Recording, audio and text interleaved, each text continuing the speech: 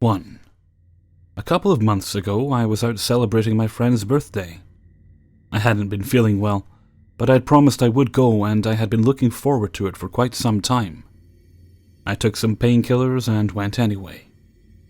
We went to a salsa bar and had a lot of fun, dancing, talking, and laughing. Since I hadn't been feeling well, I decided to have one cocktail and then water.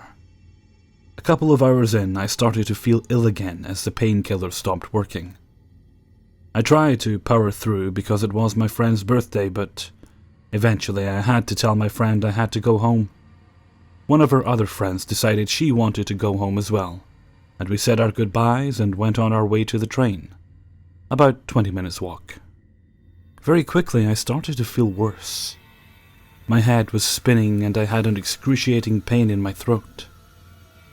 But I thought the train wasn't that far away anyway, and back then I lived 2 minutes from the station, and I was broke. We made our train, and I felt even worse. I began to feel nauseous and had to throw up in the garbage can on the side of the compartment.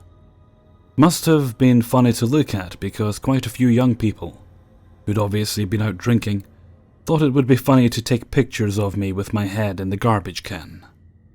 My friend stopped them, though. I had noticed a creepy fat guy with a comb-over in our compartment, but hadn't thought much of it. I was feeling sick, and he wasn't that different from a lot of other people, but I had been feeling bad anyway. About the same time, I began feeling dizzy, getting shaky and feeling hot and cold. I noticed the creepy guy staring at me, and when I had to throw up again, he moved closer to me in the compartment. I instinctively moved away from him, but I couldn't move from the trash can, in case I had to throw up again. My friend's stop came 2 stops before mine. She offered to stay and follow me home, but at that time of night it was only possible to catch the train once every hour. And my apartment was very close to the train station. I said she could go and I would be okay. She made me promise to text her when I was home safe. I had to hold on to the doors of the train because I felt so lightheaded and sick. It took forever before the train pulled into my stop. The creepy guy had edged a bit closer to me, but by then, I was feeling so sick I just wanted to go home and sleep, and I thought he perhaps had to get off at the same stop. It turned out that he did.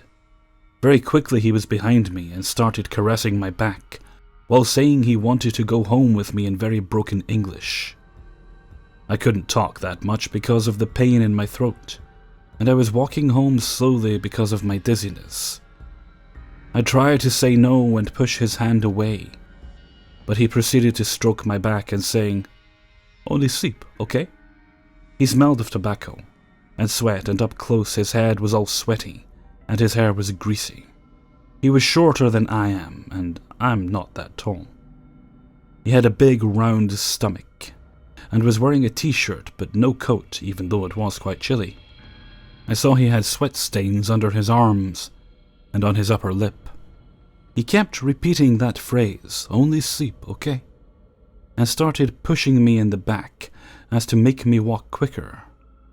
I said no and go away, but I didn't have the strength to shout or be very firm. "Only sleep, okay?" He said now and started to sound aggressive, even though every time he'd said it, I'd answer with a no and go away. He pushed me firmly now in the back, and I began to be very worried he would follow me all the way home, as I lived right by the station. I tried to muster up the strength to push him away, but he kept persisting. He had a tight grip on my arm with one hand, and the other hand was both caressing my behind and pushing me on the back. We were almost at my apartment. I lived on the 3rd floor, and there was a glass door on the 1st floor with a door phone. I decided I had to do something, or else he would follow me all the way to my apartment. I then suddenly stopped in my tracks. I felt his fingers tighten around my arm, and he looked at me both surprised and aggressive. In one motion I pushed him away with one arm on his fat stomach, and the other I pulled my arm out of his grip, and yelled with all my strength, "Leave me the fuck alone!" He froze and gawped at me, with his mouth open, and I ran as fast as I could to the glass door and turned to close it in a quick motion. He just stood outside the door frame and looked at me with this creepy expression of both aggression in his eyes and a crooked smile on his lips. I jumped and closed the door, with him standing there and his face up against the glass. We stood there for about 3 seconds, even though it felt like much longer for me, before I turned on my heel and ran up the stairs, into my apartment, and locked the door. I don't think he expected me to be in the condition to do that, and I think he thought I was very drunk or something. But a long time after that, I checked the door before closing it, to make sure he wasn't there, to get into the stairwell and gain access to my apartment door. I never saw him again, but creepy stranger with a bad, greasy comb-over and pit stains. Let's not ever meet again. 2. This happened last week on New Year's Eve, and I still don't know what to make of it. My boyfriend and I rented an old cabin on top of a mountain for the weekend. We were really excited to see snow and spend some time with nature. We live in a city. We set off for the mountain a little later than we expected to, so we didn't arrive until after dark.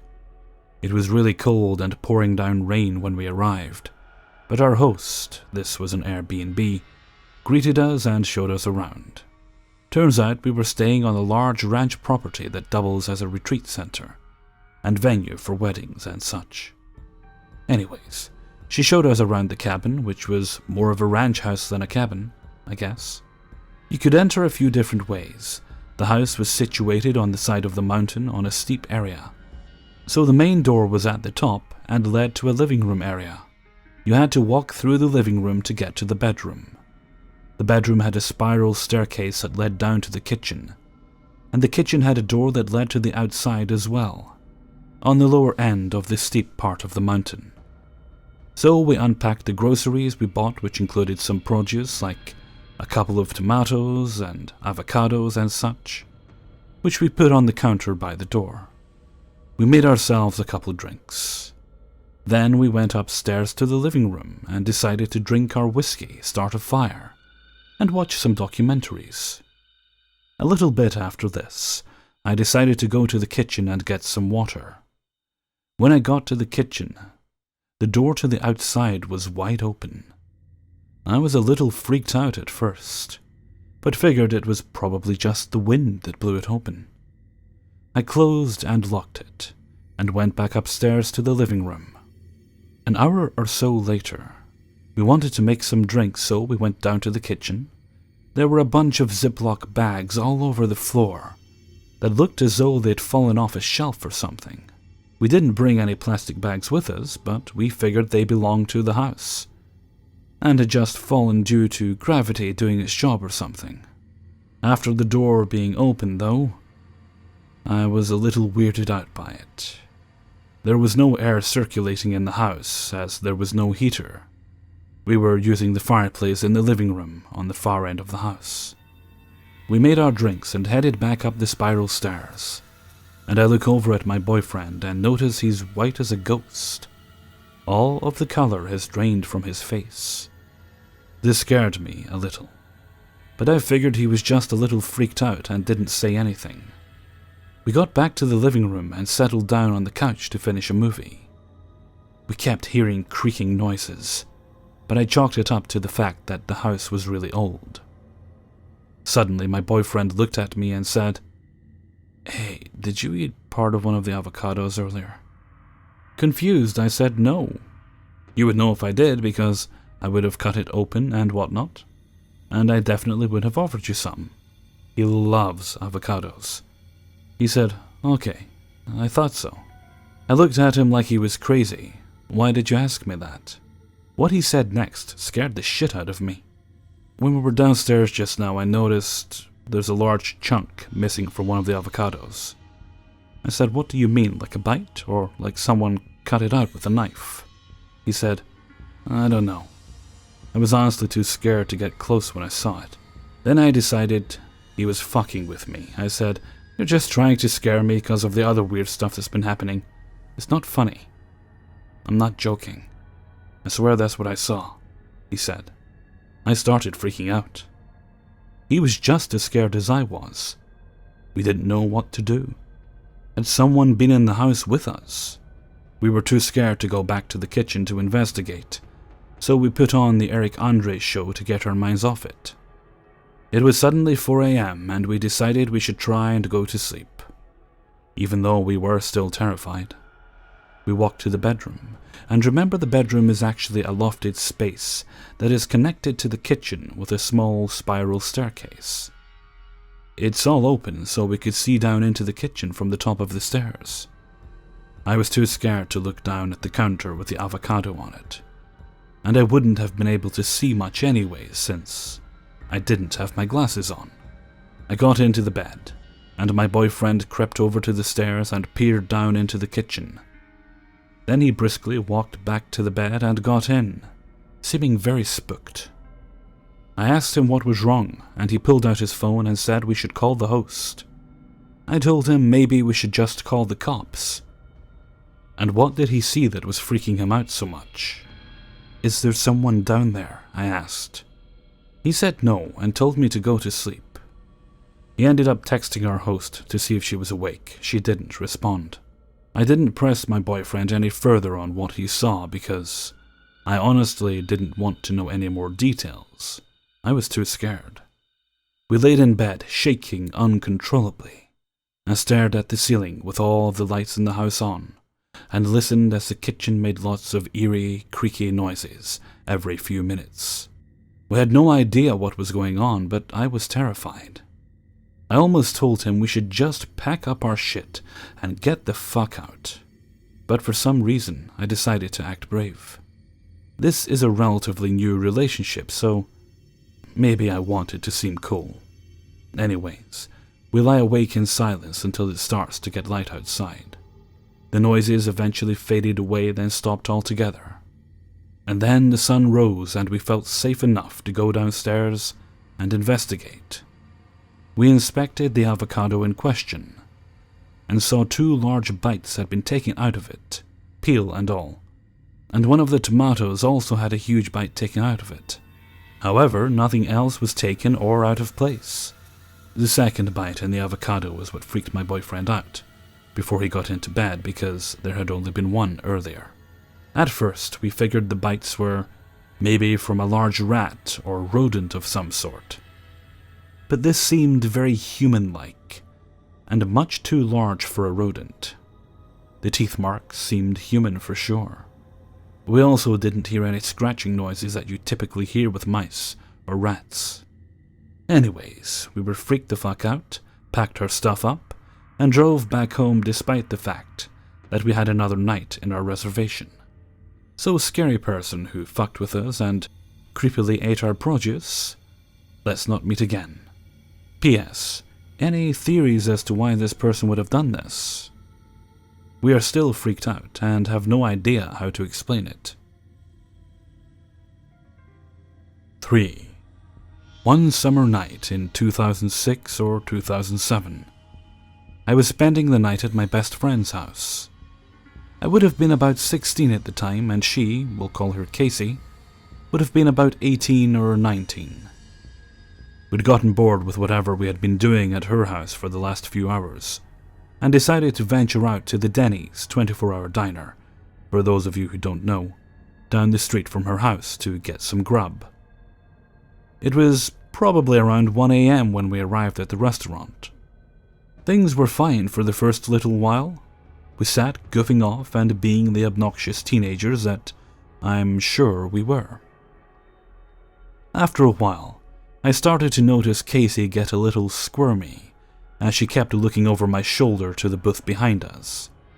She gestured to her phone, letting me know to look at my own, and she would text me whatever it was that she didn't feel comfortable saying out loud. I gave her a minute to type it out, then waited for the little ding of my phone.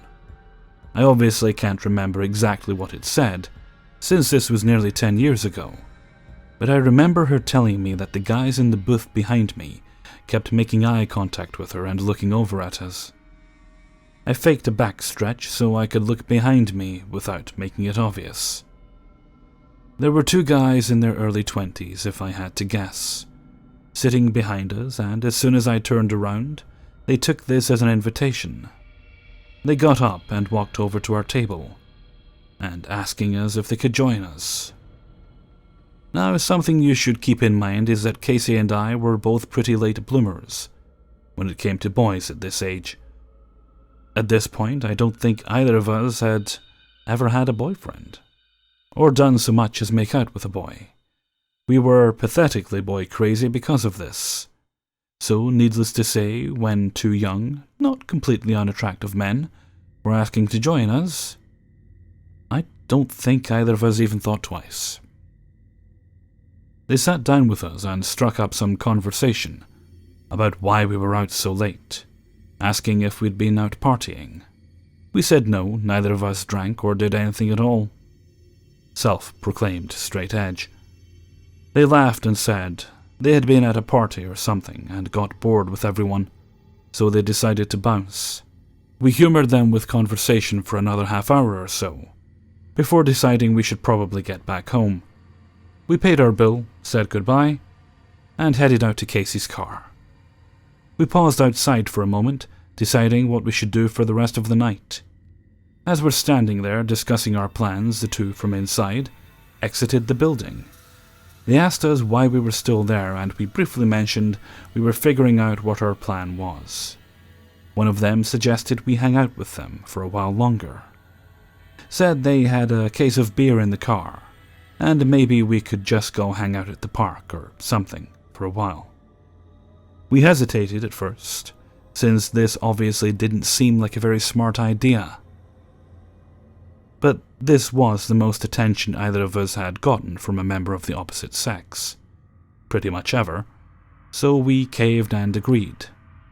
We knew what park they were referring to and told them we would follow them over. They insisted that we not waste our gas and offered to let us ride with them. Why on earth we agreed to this, I will never know. To begin with, things were pretty harmless.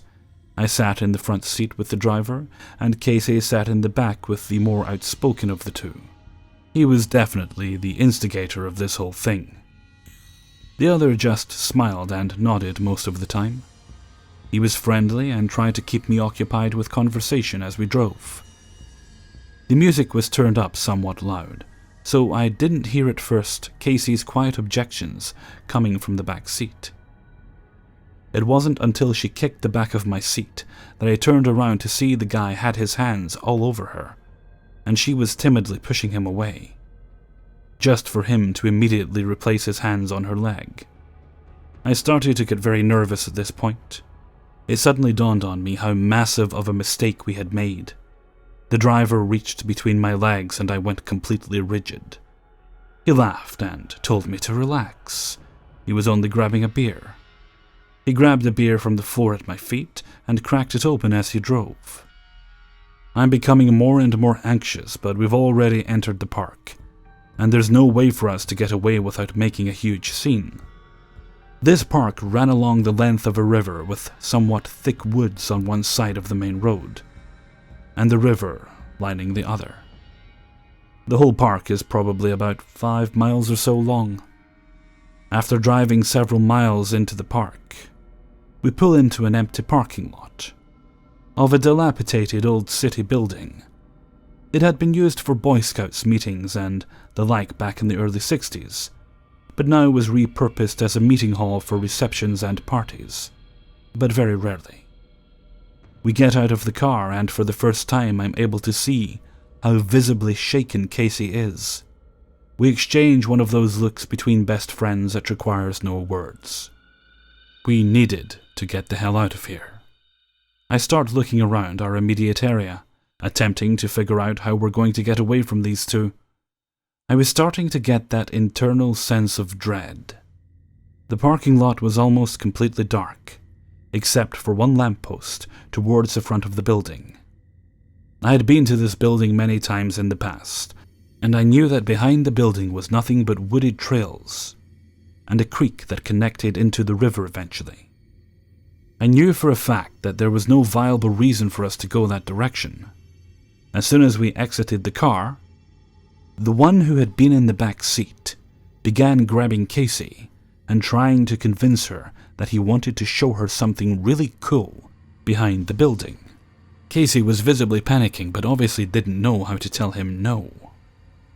She starts laughing and picks up a stick off the ground and names it Stick Buddy, and continues to make jokes about Stick Buddy being scared of the dark and how much more he prefers it under the lamppost. A little bizarre, but hey, props for creativity in a pinch, I guess. The driver of the car keeps trying to pull me in the other direction.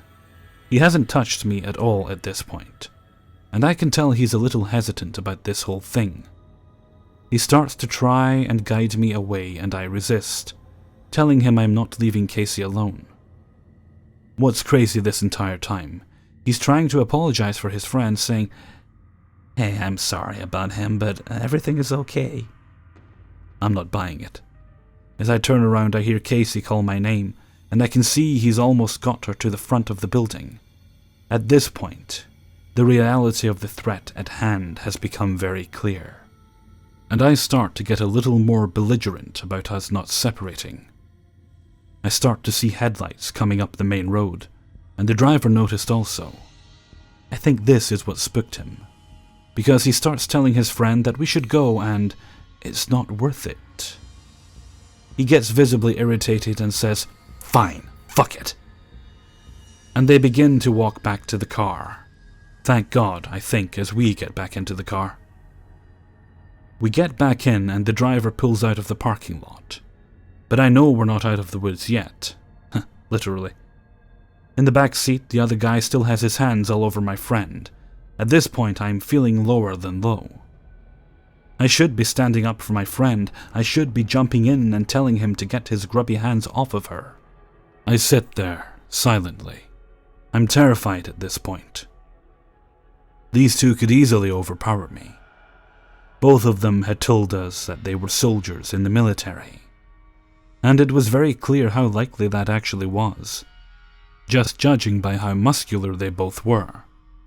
I didn't know what to do at this point.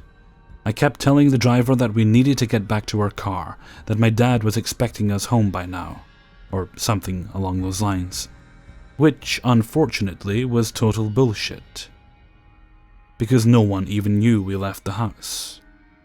I just wanted to get back to our car and forget any of this ever happened.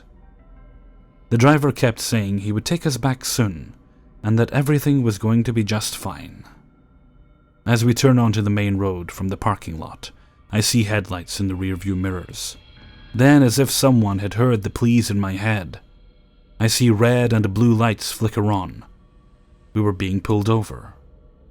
The driver starts to panic about the fact that he's got two underage girls in his car, and an open 24-pack of beer on the floor at one of their feet. He starts shoving beer into the back seat as we pull to the side of the road. I'm mentally preparing for how I'm going to let this officer know we were in trouble. Just before the officer approaches the window, one of them tells us not to say a word, since they could get in a lot of trouble for this. Apparently, that was enough for me to keep my teenage mouth glued shut, because I couldn't bring myself to say or do anything. The officer asks what we're doing in the park after dark. The driver tells him we're just trying to kill some time and boredom, and we're just driving around. It was pretty clear the officer doesn't really believe him, but he likely just thinks we're out here drinking or smoking pot, like most teenagers do. He doesn't ask for anyone else in the car's ID, just the driver's information. When he hands him his military ID, the cop hands it back, reminds him of the park's hours of dawn till dusk, and asks us to leave the property. The driver smiled, apologized, and thanked the officer. He told us to have a good night and went back to his car. I was so furious with myself for not being able to say anything. I felt like I'd let my best friend down, and that if I had just been able to say something, this wouldn't be happening. My heart sank into my stomach as I watched the red and blue lights shrink in the distance, and we drove away from what seemed like our only safe haven at that moment.